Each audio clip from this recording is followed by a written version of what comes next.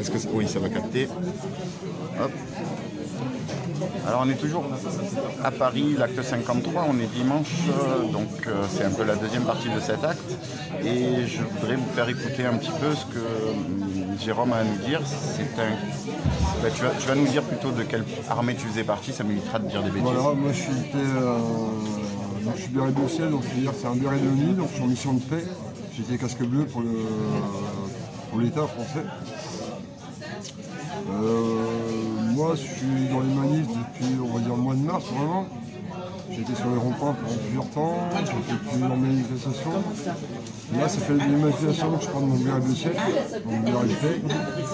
Quand moi je vois ce qui s'est passé, la manif Place Italie hier, une manif déclarée et validée en aval par la préfecture à Paris, et qu'à 9h30, alors que ça se passait bien, oui, il y avait un peu de violence parce que, bon, voilà, mais pour moi, c'était pas les gilets jaunes et autres, c'était d'autres choses qui se greffaient par-dessus. Et quand on voit à 9h30, on se fait gazer, pourquoi? Rien du tout. À 14h, même plus tôt que ça, moi, vers 10h, on était devant les baqueux avec moi et mes anciens frères d'armes. Je reçois un rebond de GF4 dans la tronche par les baqueux et on a reçu un nuage de lacrymogène parce qu'ils ont les dérangé. Alors qu'on n'a eu aucun geste de violence envers eux, on a juste fait acte de présence devant eux, ça les a dérangés. De là, on a continué à circuler autour de la place d'Italie.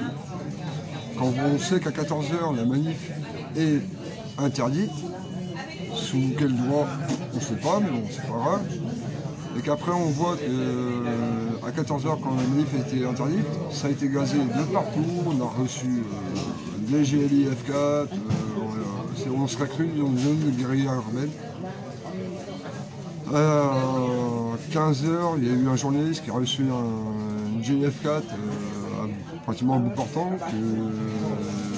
On l'extrait, on le met en sécurité dans une porte cochère. On va voir les CRS en leur disant qu'on a une urgence vitale à évacuer et qu'on entend dire non, c'est à vous d'évacuer. Qu'un ancien militaire va les voir et leur dit non, c'est une urgence vitale absolue, il faut l'évacuer le plus rapidement possible. Avant qu'ils soient pris en charge par les pompiers, il a fallu 10 minutes. Donc ça veut dire qu'en fait, une fois de plus, la police ne veut pas entendre ce qu'on leur dit, pourtant on est ancien militaire, on ne dit pas n'importe quoi et on réfléchit avant de dire les choses. Après de là, à 16h, on a réussi à sortir. Et du moment où nous on est sortis, après ça a été des interpellations à la chaîne. Ils ont verrouillé la place, mais on serait cru du temps de Vichy, c'est-à-dire les gens internes, les menottés dans le dos. On n'a pas compris pourquoi. Nous on est arrivé ici au hall, derrière les halles. Ça a été un contrôle d'identité vers 18h, et que là, contrôle de la police, on avait un médic avec nous. La flic ose dire, les médics ça n'existe pas. Ils lui ont balancé ses protections d'affaires. Et de là, ça s'est passé qu'on lui a dit, en gros, vous n'avez rien à foutre. Rentrez chez vous. Attendez, on est où là? S'il vous plaît, s'il vous plaît, s'il vous plaît, s'il vous plaît. Juste une seconde, c'est pas grave. Et ce que je tiens juste à dire, c'est que voilà, donc de là, nous on a réussi à passer par plusieurs échappatoires. Moi j'avais posé le béret parce que à partir de cette année, c'est de la chasse à court. Ils veulent choper tous ceux qui veulent choper. De là, on arrive ici au hall. Là, ça a été une zone pareil, c'est la chasse à court. J'appelle ça la chasse à court. De là, nous, à 20h, on a quitté le dispo. Parce que, bon, après 40 km à pied, on est bien fatigué. Surtout qu'on a plus 20 ans. Petite touche humoristique. Donc, on rentre. Ce matin, on arrive là à 6h. On arrive à peine là, on n'était qu'à 2. Aucun signe distinctif, donc c'est-à-dire bonnet sur la tête, pas de béret, tout dans les sacs. Contrôle 12 flics, dont 6 GB, 6 grenades voltigeurs. Ils ont trouvé, la première chose qu'ils ont trouvé, c'est mon masque en carton. Et après, forcément, ils ont fait une fouille palpation intégrale. Ils ont fouillé mon sac, sauf que dans mon sac, il y avait mon béret, mes piscines, toutes mes protections. Et ils ont trouvé un brassard de sécurité que j'avais obtenu lors d'une précédente manifestation. Je leur ai dit, le flic me demande c'est quoi. Alors j'ai essayé un vieux truc que j'avais qui traînait dans mon sac, que j'ai pas viré quoi. C'est passé comme une lettre à la poste, ils m'ont tout rendu. Et ils m'ont juste dit, circuler, rien à voir. Donc après de là, on a été boire un coup avec mon binôme en dehors, parce qu'on était quand même qu'à deux, donc pour l'instant il y avait personne sur la manif. On est revenu et sauf que de là, on a vu en l'espace de quoi, 2 heures, un peu moins de 2 heures, ils avaient tout verrouillé la place. Les dispos au départ étaient assez loin et en peu de temps ils sont resserrés. Donc c'est-à-dire qu'à l'heure actuelle, on est une fois de plus menacé. Voilà. On ne sait pas ce qu'il va en devenir. Il y a des grenadiers voltigeurs qui sont de part et d'autre. Il y a les CRS qui sont tout autour. Un groupe de policiers. Donc voilà, une fois de plus, on est sans aucune liberté. On est menacé encore. Ça va être faire comme la place d'Italie. Je pense pas, parce que je pense que quelque part, ils ont tiré une leçon de ce qui s'est passé hier.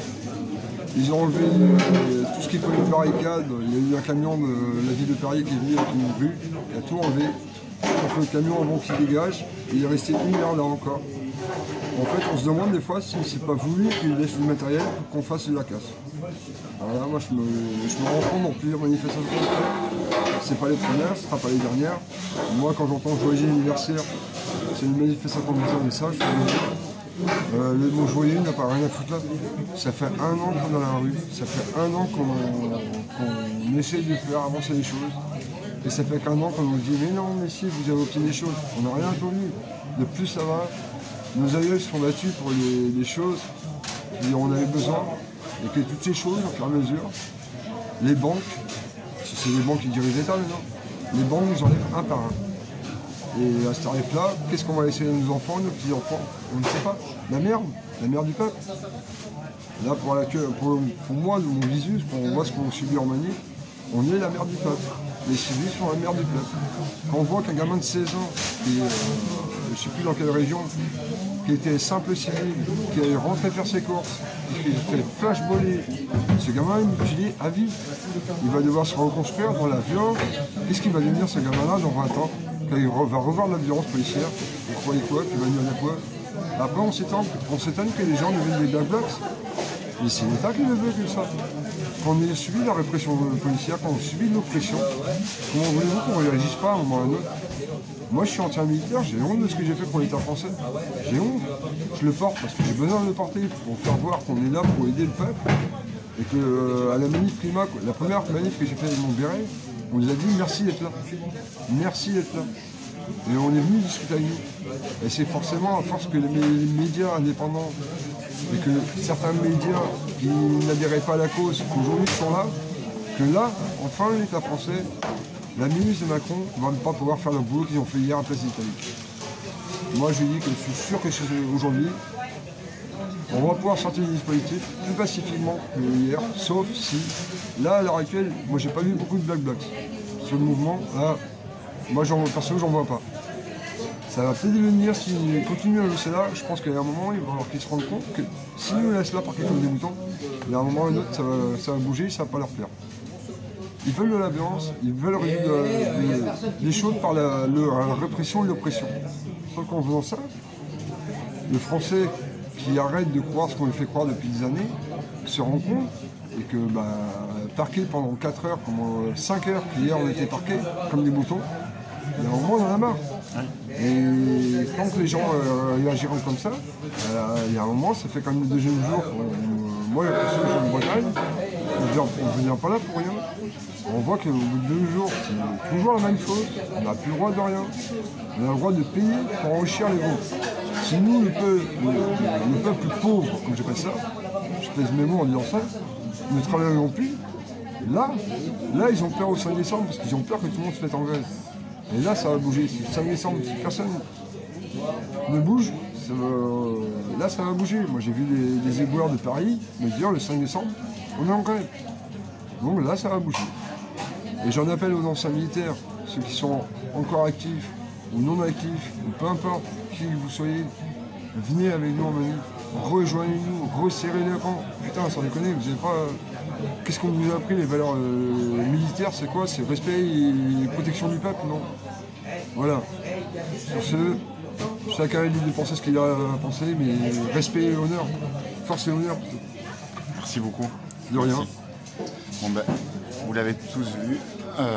J'ai juste montré vite, voilà, le petit béret bleu de l'ONU, hein, c'est ça? Oui.